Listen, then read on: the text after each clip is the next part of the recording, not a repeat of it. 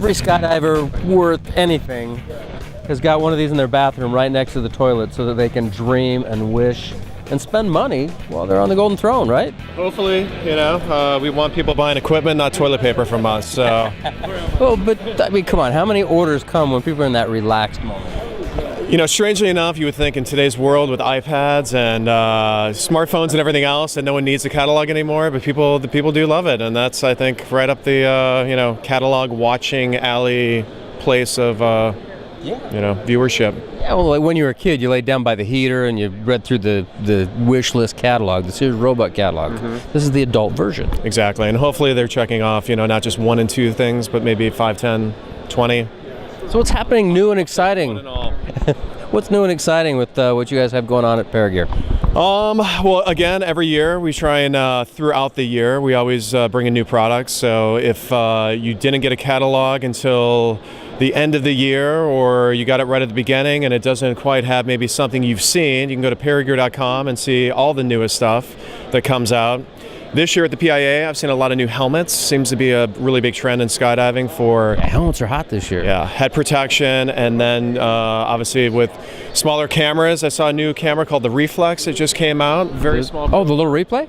The replay. Yeah, the replay. I saw that once. It was very, very cool. Yeah. I saw a little video of a car being run over top of it, and it somehow made it. The indestructible camera. Pretty incredible, actually. And so the helmet systems now seem to be incorporating all of the small cameras like that, so whether they're on the side, whether they're on the top, and some are even built kind of in. Exactly. So that's definitely the trend in the, I'd say head protection and in the industry.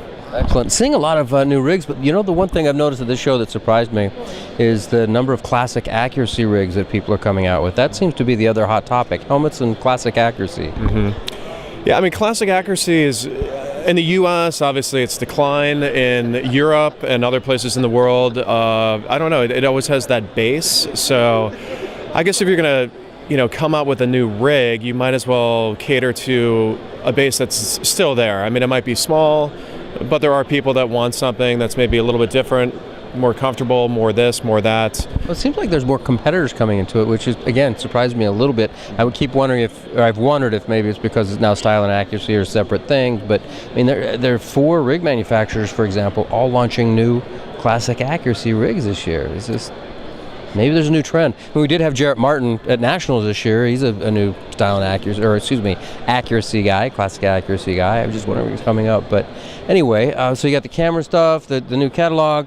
Is there anything in the show you've seen here that particularly excites you overall?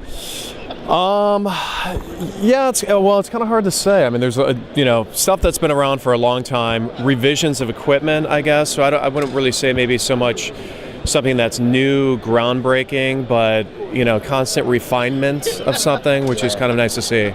So people, obviously, if you're a manufacturer, you want to talk to your customers, you want to find out what they like, what they don't like, and you might not entirely change whatever it is you're making, but you just make it a little bit better. Speaking of talking to customers, that's one of the real strengths I've noticed. And when I was a new skydiver, just getting into it, one of the things I really liked was being able to pick up the phone and talk to somebody at Paragear, and you didn't feel like you're being hustled off the phone. Mm-hmm. It seems like that the way the business was established was to be kind of a friendly. Is it still like that?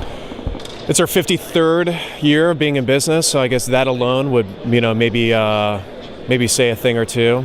We're open 5 days a week, 8 to 4, 24 hours a day on our website. You can send an email to us anytime. Not closed on holidays? I mean, on the website?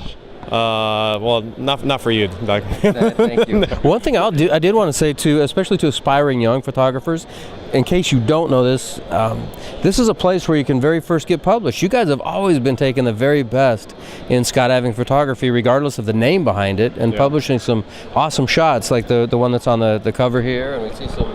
Exactly. And actually right now, depending on when you see this, we're actually still accepting front and back cover photographs for this year's catalog. We do it every year. You can check out our Facebook page. We do updates on that.